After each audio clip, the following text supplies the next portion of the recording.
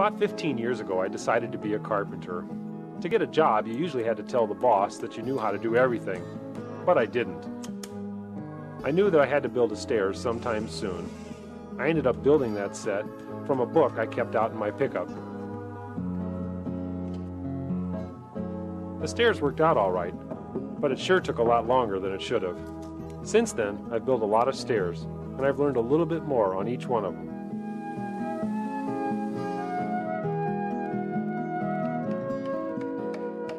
Stair building is often thought of as a mysterious craft, but it really isn't, and there's no reason to have someone else build your stairs. I hope this tape and the book I've written help you out.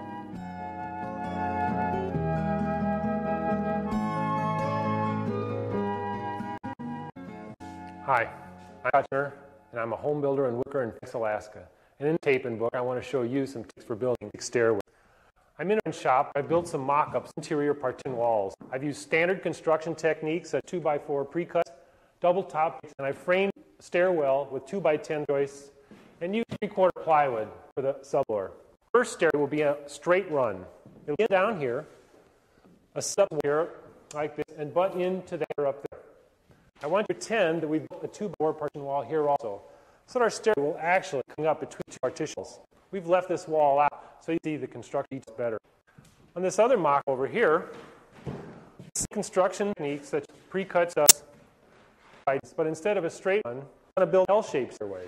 It'll begin here, rise to a platform landing, and have a short flight from the landing to the second. This is our first stairway, and it's a straight run, as I said before. It's typical stairway in modern construction. In the used ply for the runners and tread, and it'll eventually be covered with carpet. These three boards represent 2x12s and are called cut carriages, and they're notched to support our risers and our treads. This board over here is called a skirt board. We put our treads and risers into this board. There's also some other construction details, such as how we attach the carriages at the top and at the bottom. I'll show you as we get full stairway. When I first started building stairs, I spent a lot of time in charts to figure out how to cut notches and carriages. But after many years, I've realized that there's only one or two measurements you need in order to make all these calculations. The first important, vertical distance, finished floor to finished floor, and this is known as the total rise.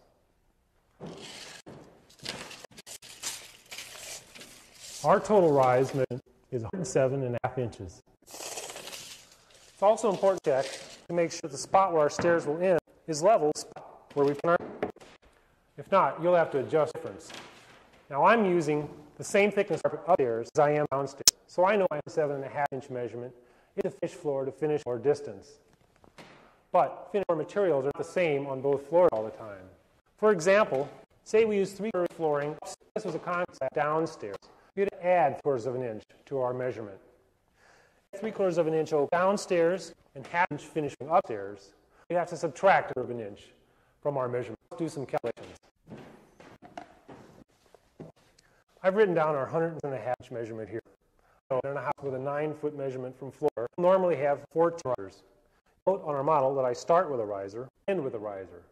So if I have 14 risers, I've divided as 7, 6, 7, 8 inches per rise, or 7 and 11/16. I know this is a comfortable rise. We should fall somewhere between 7 and 8 inches. The thumb says the rise plus the run should be between 17 and 18 inches. Our rise, 7 and 11/16 inches, plus a run, 10 inches, which falls between the two. I'm talking about our rise in terms of notches in this carriage. But if our risers are all the same, our 10 inches should be the same when measuring the riser to the front of the riser. In addition to this run of this, we have an hang here, a nosing of 1 inch and 1/8, which is measured from the front of the edge of this tread.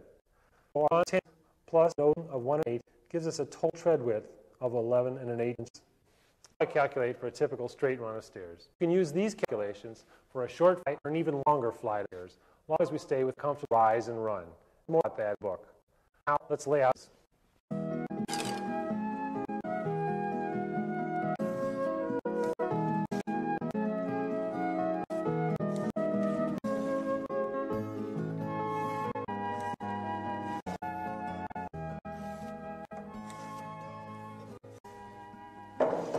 Use a real piece of wood. I've chosen a nice 12, relatively free. This is a Doug fir, which is one of the strongest framing lumbers we have available locally. Another reason for using a 2x12 is like 3.5 inches between the point of our notch and the edge of our board. I've set these stair buttons for our calculated run. These stair buttons are great because they'll keep all the triangles as I move down the board.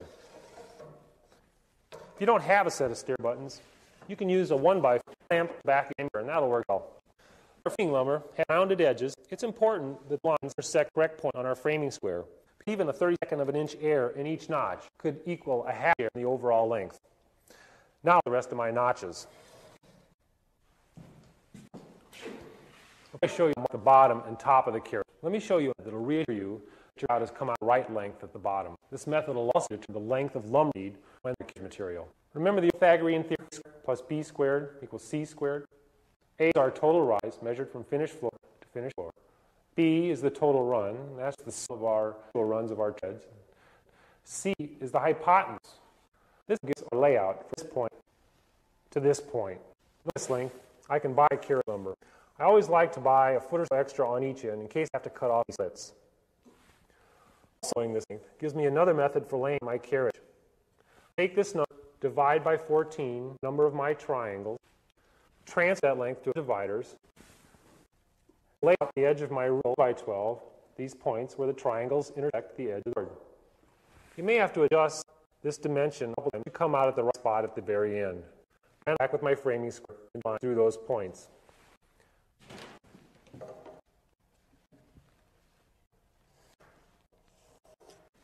My carriage, just drawn in the line, represents the finished floor, and the line that represents where the carriage to the header. I need to track 1/4 of an inch for a hanger board, which will be the means of attaching our carriage to the header. Don't worry, I'll tell you more about the carriage board in a minute. Now I've got my saw line marked at the top and the bottom.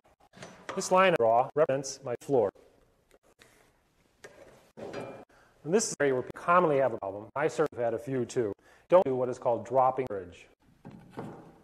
This is a piece of plywood. It's the same thickness as going to be 1 1/8 inches. You can see when I position this as if it were a real tread that the distance from our finished floor line to the top of our tread is greater than our calculated rise. To solve this, I'm going to shorten the height of the first riser by removing the thickness of this tread from the bottom of the carriage. This is now our new finished floor line. And now our bottom riser is the correct height. Dropping the carriage lowers the top to the correct position. Fourth thing, I like to aim this to the subfloor. This line represents our finished floor line and a line. We're using carpet stairway.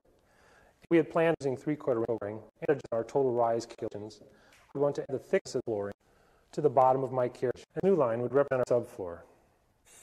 I'm using a skill worm draw, which is the same size for all my framing. Only here I've put on a 40-tooth guide blade to get a smooth cut. The first cut I make is the top thread. The cut is for where the hanger attaches to the carriage. You can see I have to hold up the guard with my thumb because the saw is coming in the board. Don't be tempted to wedge up the guard because if the saw kicks back, I kick. This is the rubber, well on the waist side of the line. The cut for the top tread, also on the waist side of the line. Don't be tempted to let these cuts overlap, as some carpenters do. Chunk to drop out using a handsaw, but it weakens the carriage. Let me show you what this looks like on the back side. I'm making my cut with a handsaw. I want to be sure not to go any further than the imaginary line. After I finish cutting out the rest of these niches, I use this carriage pattern for our other two. Okay, now I've got all the carriage. I'd like to show you a few more details on the model. These little notches in the bottom of the carriage are to set this angle. Carriages from slide forward over time. Up at the top, let me show you how we're going to attach the carriages here. This hanger board, nothing more than a piece of 3/4 inch plywood. Hanger board, two header, and then our carriages from the back side through the board. This is a good way to attach the carriages. It's not the only way. I've got other alternatives in the book. Now, we're going to put our hanger board. I want this hanger board to be clear because it holds carriages. For permanent installation, use 8 or 10 16-penny nails. Now on the top hanger board, I want to mark where my carriage goes. I make down, top of my finished floor, 7 11/16 inch, and 1 1/8 inch more to the bottom of the tread, top of my cut carriage. Okay, right on my mark, against the board, I'm going to temporarily so I can make some marks on the studs for a spacer that I'm going to install in a minute. Now I've got my butt in place. Now my carriage for that 2x4.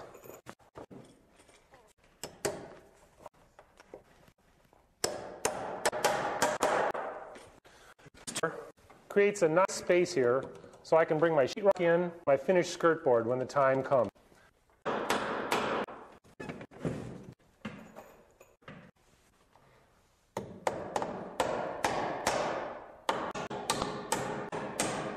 I'm nailing through the carriages with some 16 penny nails, 2 each carriage. If it still doesn't seem like enough, I'll use a metal clip on where the carriage meets the hanger board. The kickboard I showed you in the model. I'm nailing it down with a couple 16 penny nails. To do this, try and hit the floor joist instead of just plywood. You only see using 2 nails, but 4 would be better. Since I've cut the board right length, all I'll do is the carriage to the end of it in place. Then I center the third carriage, it also.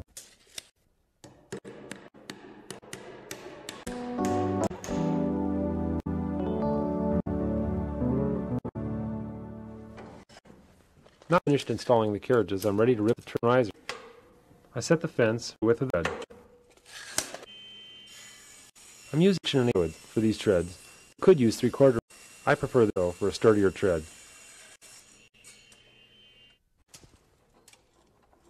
Treads cut the saw to rip the risers. You don't use 1/8 plywood for the risers. 3/4 are behind walking on them. I'll have to finish the cutoff. I have to do one more thing before installing treads. I'm going to ease the edge with a 1 diameter round. It's easier than the carve around this soft edge, and it'll last longer.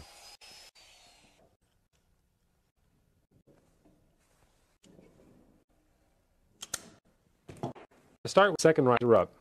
I flush it up carriage and tack it in place with a small nail. I drill a hole for screws. The pilot hole is the shank size of the screw. I only have to hole in the plywood, as the screw will cut its own threads in the carriage. Just installed our first riser. Installed a bed of construction. Ripped it to our calculated rise of 7/11/16 inch. I've also got a stack of treads which I'd ripped to our calculated run plus the nosing for 11 1/8. My rough scroll open 38.5 inches. By the time I put my sheetrock and my skirt boards in, I'll have a 36-inch wide stairway. I've cut the treads a little shorter and the risers so easily between the skirt boards. If any crack, it'll be covered when we carpet the stairway. This is the bottom riser, shorter than the others by the thickness of one tread because it sits directly on the floor. Or this riser has it which laps up onto it. Now I'll install then a tread and we'll work our way up the stairway.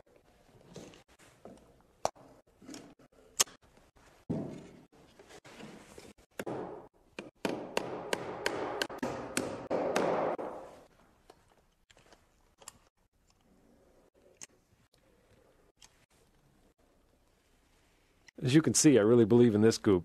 I use everywhere wood and wood. Real squeaks down. As with the risers, I flush it up, tack it in place, and sit touches.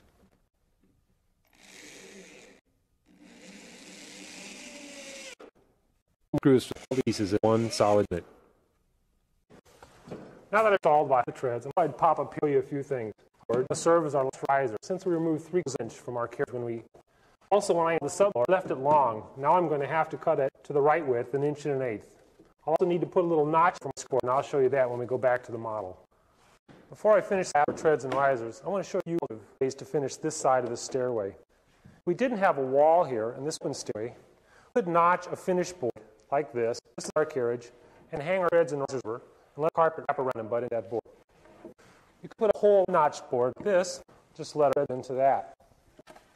If this was a utility, we might just open, although these risers add a lot to the strength of the stairway. If it was a utility stairs, we might use 12 here, and if it was an X stairs, we might use a pair of 2x6s out of cedar or something like that.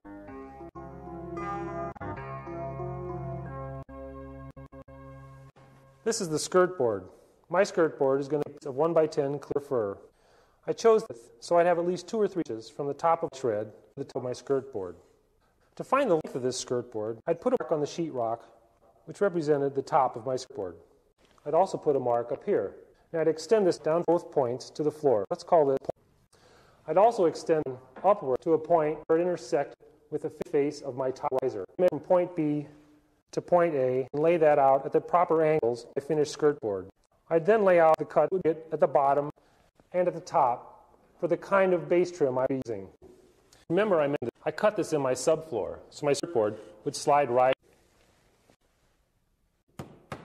These are any finish nails I'm using here. I'll probably put 1 or 2 on every side.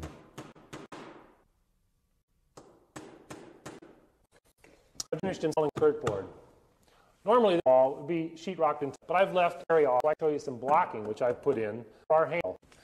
I've installed this blocking so the top of my rail will be about 30 inches from the top of the tree, even with this riser. Let me show you the handles we might use. This is a piece of pine handrail with a steel bracket, which we attach to the wall like this. This type of railing all comes in oak. We could use brass bracket for a dressier installation. I often prefer to make my own rail. This is a piece for type of wood as we have in our skirt. It's a 1 inch, and I've rounded the edge for smoothness. I've attached a spacer block to the back of the railing. When I mount it on the wall, there'll be room between the sheet and the railing for my hand slide. Now to set the carpet layer.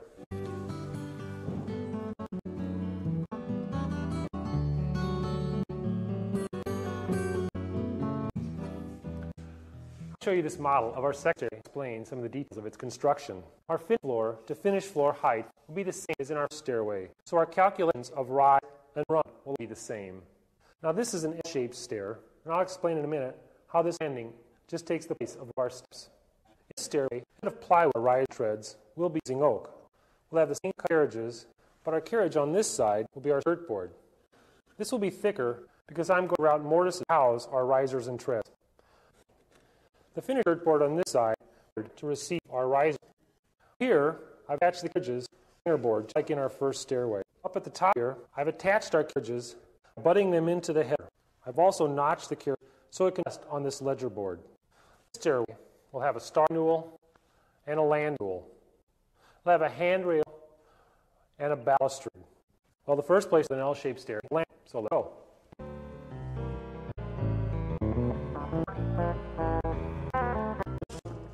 Marking here for the finished height landing. Now I want you to think of landing as another tread, except for the staircase. The landing is the 7th head, and I marked floor height that's set on unit rise. For the framing, though, I have to come half from this to count for 3/4 inch landing sub and 3/4 ring. I'm using 2x10s for the framing of the landing, and since I'm working alone here, I'll put this landing up piece by piece.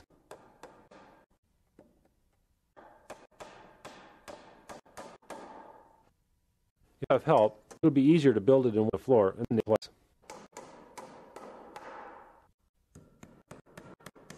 By 4, it's a temp while I need.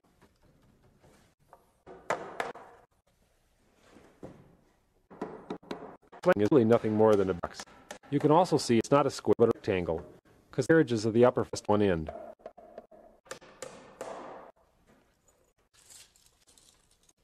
I want to frame in some walls beneath this stairway, so we close it off for use as a closet. The place to start is with a bottom.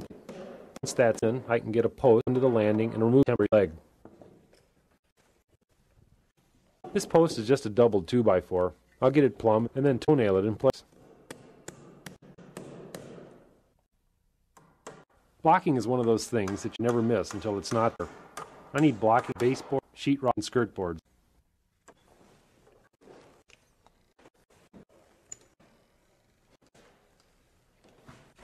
The landing gets a layer of right on top of glue, regular floor.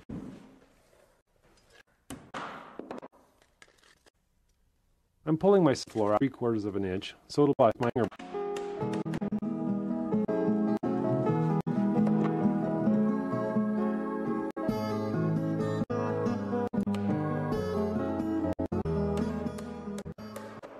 Now this hanger board is just like the straight run stairs. I'll tack it and add more nails when I'm sure. I'm positioning this one on a tread. Top of it will be one unitized down the top of the finished floor of the You get this carriage pretty well with a hanger. If yours doesn't, it may be a good tell calculations. You haven't forgotten anything, such as dropping carriage. Another common mistake is forget your finished floor materials which aren't in place. You've allowed for them in your calculations, so don't in your measurements. I'm using a level to find the height of the middle carriage. I could measure down like I did the first one. This way I'll be sure they'll both line up. I'm putting a few nails into the carriage like I did on our first stairs, but I don't use any because this is such a short flight. Once again, we're going to use a cord at the bottom of this stairs. You can see here that I've only 2 carriages for this. That's the third one against the wall with the house skirt board. It'll be more to receive our treads and risers. If this is concrete, you'd have to bolt this down. Now for the up flight. Slide the top into place and flush the bottom up landing. I really prefer to rest the carriages on the landing rather than butting them into it. You can see that I've left the subfloor long to act as the top tread. I feel this is really because I tie the carriages to the frame.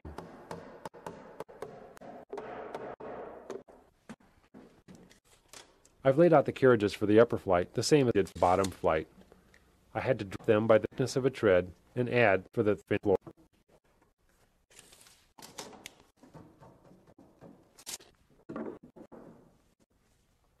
That's a hanger board. I'll be using a ledger board. This is our carriages against the header. The ledger, like a kickboard, will keep carriages from sliding down. The ledger is beveled, so it rush with the carriage. Now I need to do the framing under the stairway to close this off for a closet. First I put a top plate so I have something to nail my studs to. I've got layout marks on the bottom plate and set them on the plate. Just use my level mark it in place. The area of the stairs is too good to waste. It's a good spot for a half bath or a closet. It also makes private space used as a library or just shelving.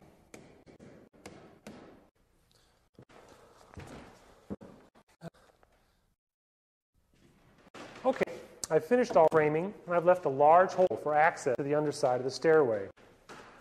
I've made this will have 36 inches from the inside of our finished skirt board to the center and balustrade. That here, there. As you see, we'll treasure a little longer than 6. The placement of our cut carriages was determined by how the finished treads fit in to the Newel post. I put a knot in the hanger board to make the Newel post later on. And important to note is the center line of the balustrade is also the line of the Newel post. And in this case, is also even with the focus of our riser. A lot more about all these details in the book. And now, I'm going to wrap the mortise in my skirt board from finished riser treads.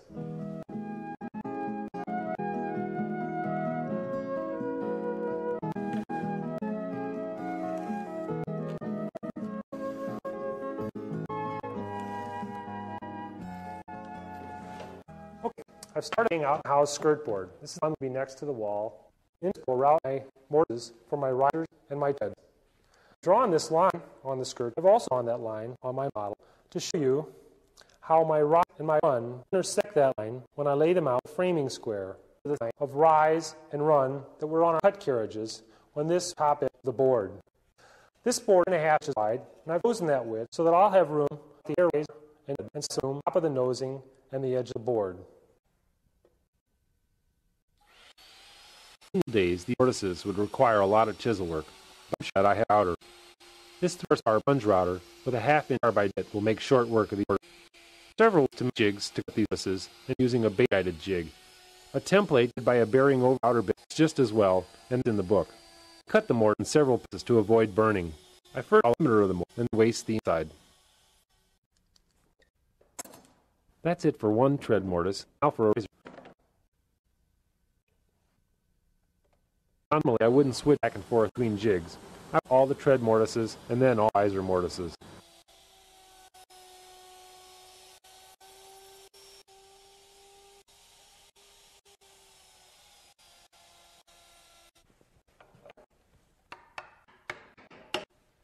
I've put scrap pieces in there to test the fit of my mortise.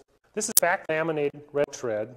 It is also round front edge called the bullnose. The thread comes wide, and I've ripped it to our 11 1/8 plus a quarter I've added for the tongue on the back.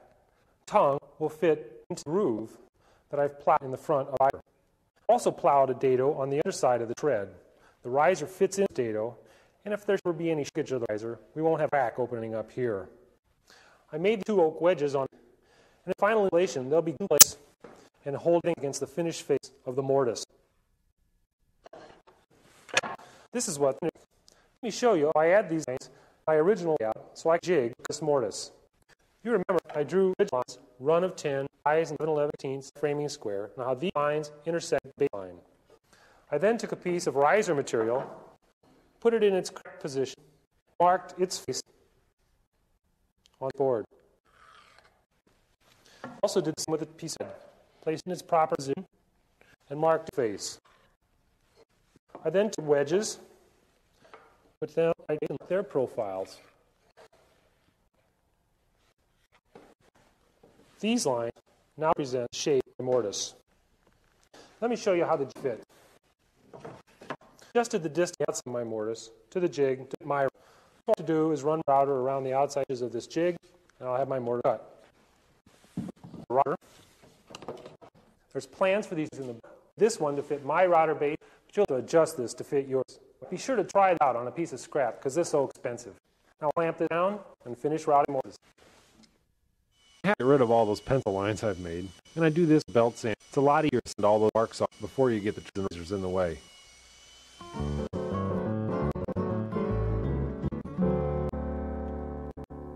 Okay, sheetrock's in place. I'm going to drop this guy down against the wall. I'm going to check to make sure that this board is going to work. There's a little wiggle there. The wedge will take that up. Looks like my kickboard's sticking out a little far. I'll knock it off with a chisel. I need shim in the middle. It looks like it fits pretty good. Test it up a little here. Fits real well there. We're pretty good in that direction. I'm going to grab thread. Skirt board's a little higher. Let's try up here. There too. Check it with a level. Yeah, skirt to come up. The tread to come up tittle. Now I have a little gap. My tread in the carriage. Maybe I'll stick a little under there to bring the center carriage up.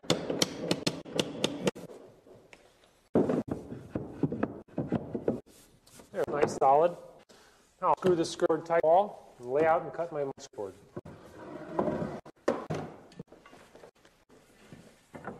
I'm using my level blind holder. And as always, you'll have to drill a pilot hole to get soak. I'm keeping my holes on the bottom side tread where they won't show. You need some holes to hold the skirt tight, and you counterboard plug.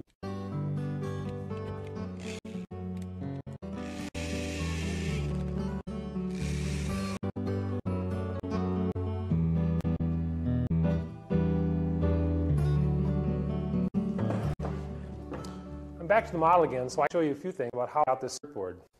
I've drawn a baseline model, just like I did on our other skirt board. And through I've ride and run. There's a little overhang from the ride to the skirt board. This so I can cut the miter. This will meet with the miter on my riser for 18 corner with no ink. Let me show you how it works on this real board. This is our baseline, and this tension is important only that our layout to come off the board. Put out my rise and my run intersecting the baseline. I'll take a piece of riser and length will be mitered. Put it in place. Now I'll cut out waste, skill saw, out the miter with a handsaw. I can see you clamp the skirt board in place on this saw, sawing it waist height instead of. Make the cut with a sharp 12 crosscut saw. You can make this cut on a table saw or with a skill saw, but I prefer the handsaw method.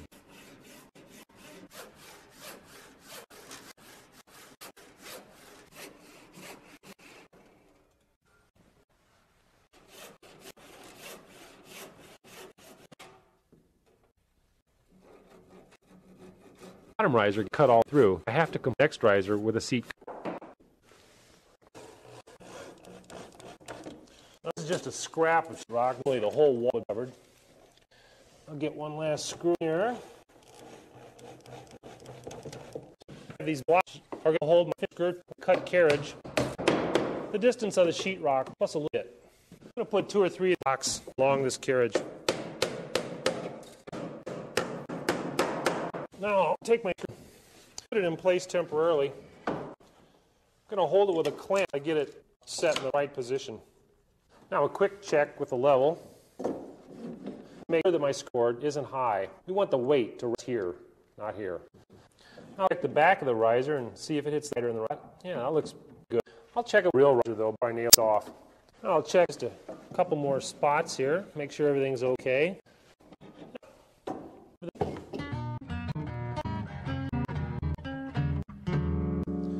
already cut this riser square. I'm going to put it into the mortise there and bring this face of support to the front of my riser. Now I'll go to the saw and cut that 45. These are mitered, tied here. It fits real well out here too. This is the time to adjust the support this way for a good fit.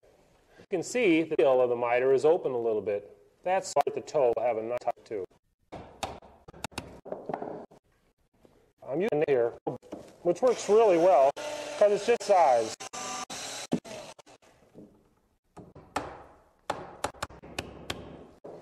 Okay. I'm going to cut a thread to make all these parts will go together. I'm going to butt it into this face of the skirt, not mortise. Mark my length. Now I'll add a 1/2 inch for the mortise. Before I'll make my cut. One more thing I have to do before I can test this fit. I have to nick the corner here so I can get past this edge.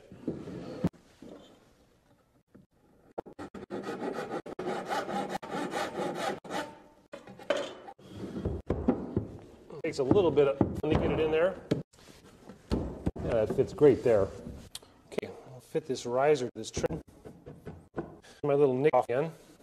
I'll drop this thing in place. Now when it's edged, it'll be just right. Just run into place. It doesn't want to go much hitting back. It's loose here.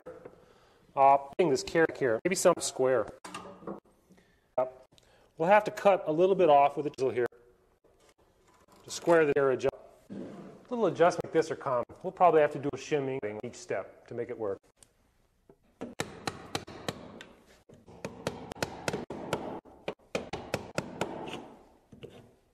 Well, let's try this. It's going to fit me better now. It goes back nice and fits well against that carriage. Now glue first rising. Once again, I'm using construction to all the wood joints. And be sure to use some on the miter.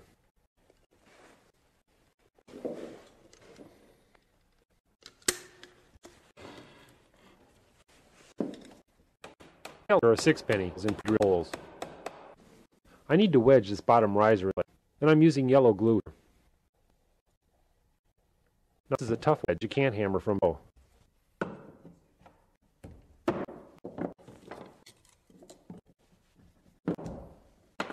And the last thing to do here is a couple finish nails from front to lock the joint. The bottom riser is in place. Start assembling my studs and riser unit. And as a matter of fact, I have because there are so many working joints.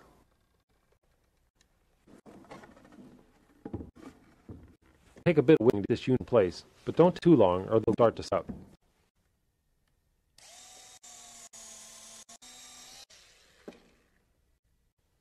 Not critical that it perfectly. It will be close enough so that sandpaper can finish it off.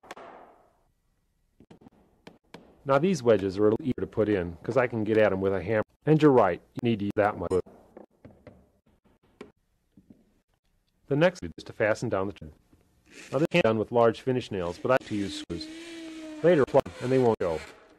I'm going to put these glue blocks in place underneath. They'll meet the riser and thread. You can't follow me under all the way when we go a little higher. And the final step is to run screws through the riser into the tread.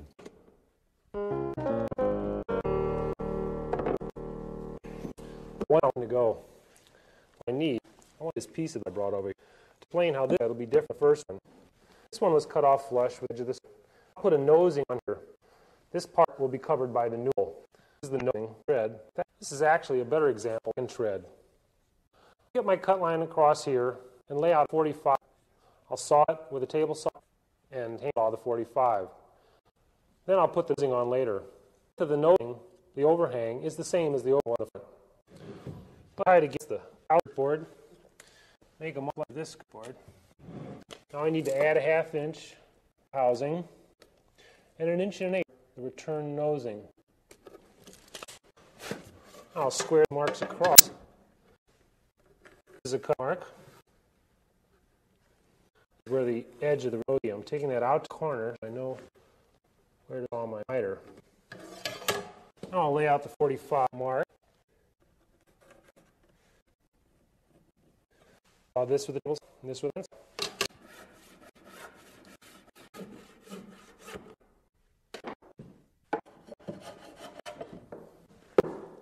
This is some fitting I'm talking about. I tried this one. I tried to fit into the mortise, and it was a little tight, so in a few years, a little fit better. As you see, I've made a unit out of this one. Assembled the riser that you can put screws in already. Now let's try our fit. Yeah, it's real good. It fits over here. Now I'll get out and glue in place.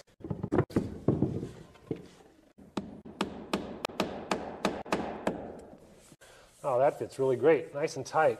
It's really starting pretty good.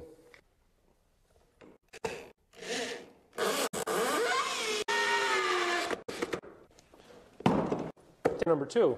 Now one step. Now you got all the return nosing.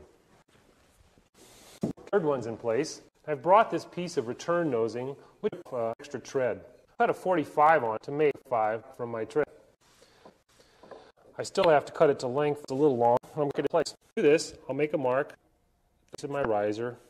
I'll cut a 45 like this. Then add a little piece in here which will butt to the skirt.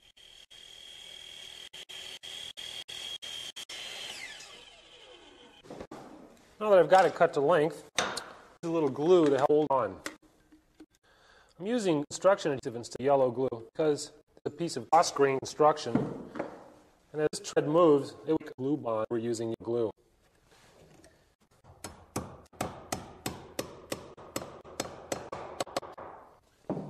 Now to make this little piece, I got a 45 on this piece of molding. Mark its length in place instead of using a tape measure. When I cut this square, this will fit. I'm going to use yellow glue instead of adhesive on this little piece because that's a nice fit.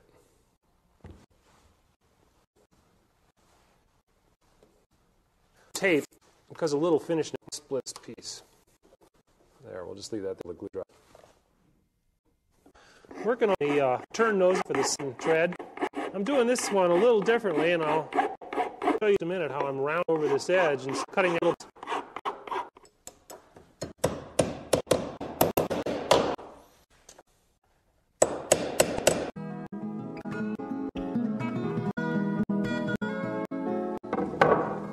On the front of the stairway, I use traditional method for stair. I simply be butting our treads and risers into the skirt board. I've added a third for support since we won't be routing mortises.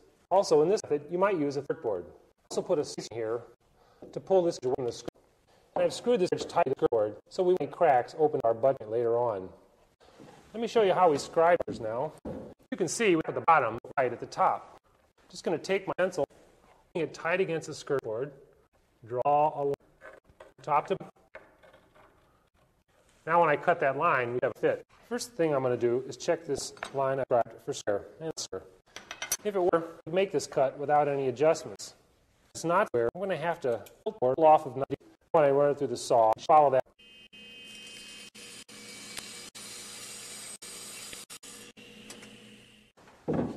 Let's try it. Oh, that looks great. I can mark the length and this miter.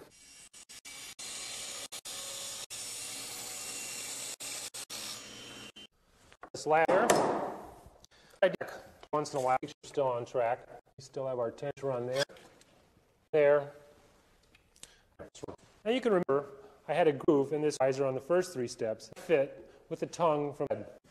On these steps, we're just going to butt the riser and rely on the glue and screws from the back to keep this joint tight. I tread to length, then I'll plow my dado. These mark me from sawing too far. The riser fits into this dado. I'm going to mark in place where my dado has to stop. And I'm going to chisel out on the tape saw.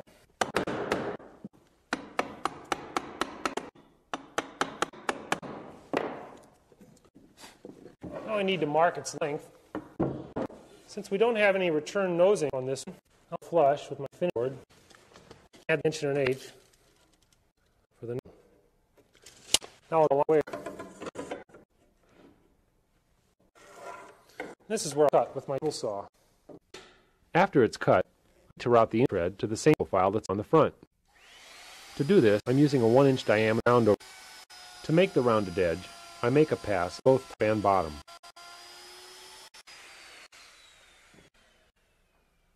Now a weld sander will make short work out of any burn marks on the end, and a fuse will finish it off.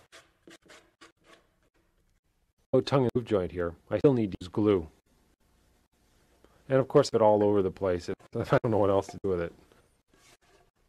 I slip the riser, and I have to secure it in place. Use the 1/2-inch sheetrock screws at both ends because I don't have a wedged mortise to hold it in place.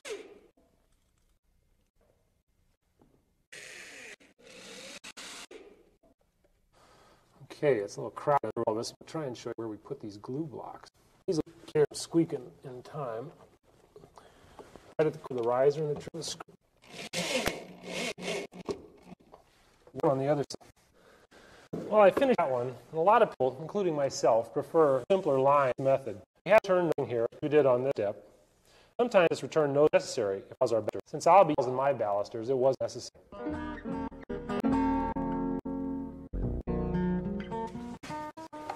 Installed all but the tread and riser, and I need the landing newel in place before I can do those. I thought it made more sense to come and take a look at this newel though. As you can see, I've cut a notch newel and also a tread. This way, the newel will fit over this corner for installation. Whenever possible, I like to let the newel through the floor down into the floor framing. This will help make extra speed installation. Of course, the size of these notches have to be made for your stairway, but just remember the center of the balustrade line up with the center of the newel here over the skirt board. I've made this newel post by gluing 2 boards together.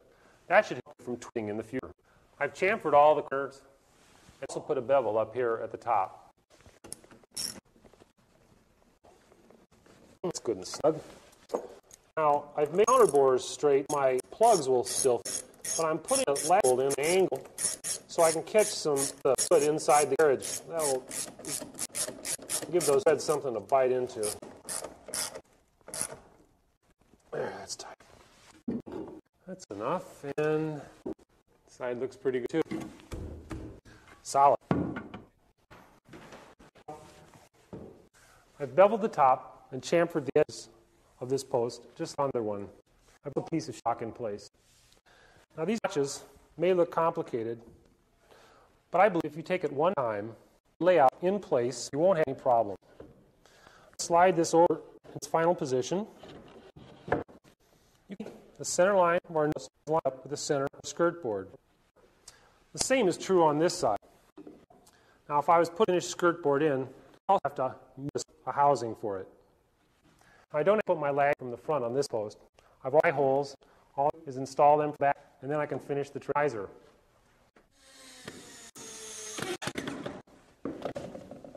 Well, that's the last tread and riser. All that's left is this piece of transition trim. It's full thickness in the front, and I've cut it down to 1/3 of an inch back. I've put a groove in it to mate with the tongue from the flooring. It goes in place just like a regular trim. Just screw that down and it'll be finished.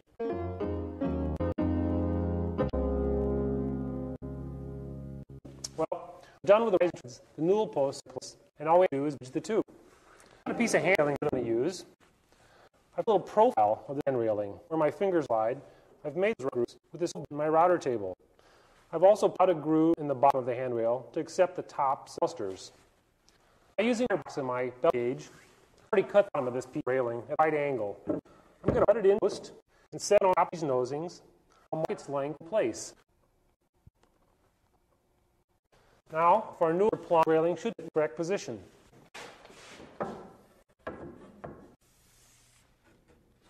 Now I'll cut it to length. Let me show you how I position. Down here is a mark. It represents the front face of my riser, and it's centered on our newel post. I've transferred the line to the top here, 30 inches from the tread. Then with my bevel gauge, I mark the railing around square to the front where it sits. Also the same thing at the top. Now I'll run the screws from the bottom railing into the newel and at the top. Be ready for balusters. A lot of guys use bolts for connection. I think these lags work pretty well.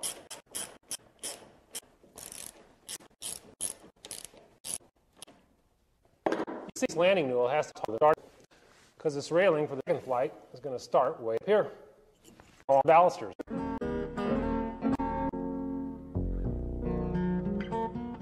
Okay, I put a little dab of glue in the hole where the dowel goes. A dab of glue on the top where the cut is. Now squeeze down into its place. Drill a couple of nails go.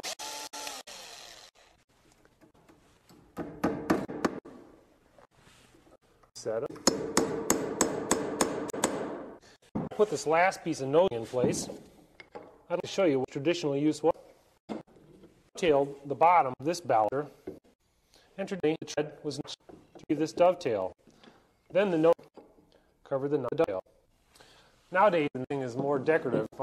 It's pretty common these days to put a dowel in the balusters. Then we drill a hole in the tread, and that seats in the hole. The layout of the baluster is quite simple. Front face, first baluster for each tread, is even with the riser. So the front face for the second baluster is centered between these two risers. I just measure from that front face mark half the distance of my baluster, 3/8, which is centered over the sword. This is the center line of my balustrade. Using a half-inch bit to drill out the dowel, and I've stuck on it the tape as a depth gauge. The dowel is inserted into the baluster and 1 inch into the tread. Put it in place, even with my front edge. And with my level, make a mark even at the bottom of the railing, and then I'll add a little extra so the other side. That's where I'll cut.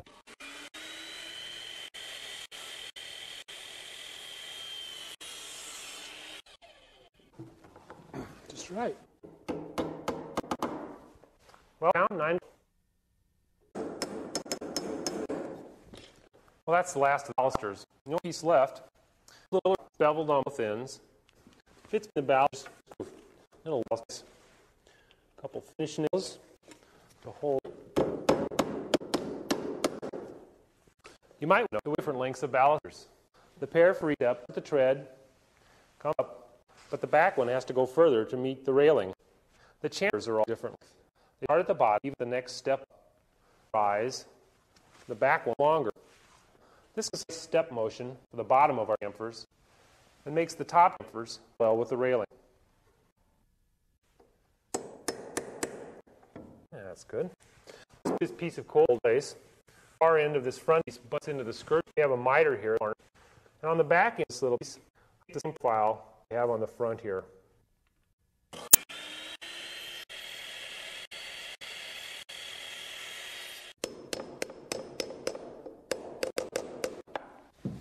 Remember that I told you to hold this skirt board down, the treads would rest on the carriage. And here, this gives us a chance to cover it. After I finish cold molding, not the only woodworking to do, put a piece of trim where the skirt board is. Or maybe a trim here where this skirt board is a sheetrock. I'll plug the screw holes, fill the nail holes, and that might have give it a good finishing because of varnish. Using this stairway, take an hour or less this tape, take me a week or two from start to finish. I know your house will have its own special-shaped stairway. If you choose like our straight one or a more complicated one like this L-shaped one, the principles I've shown you will still work. Don't be afraid to give it a try.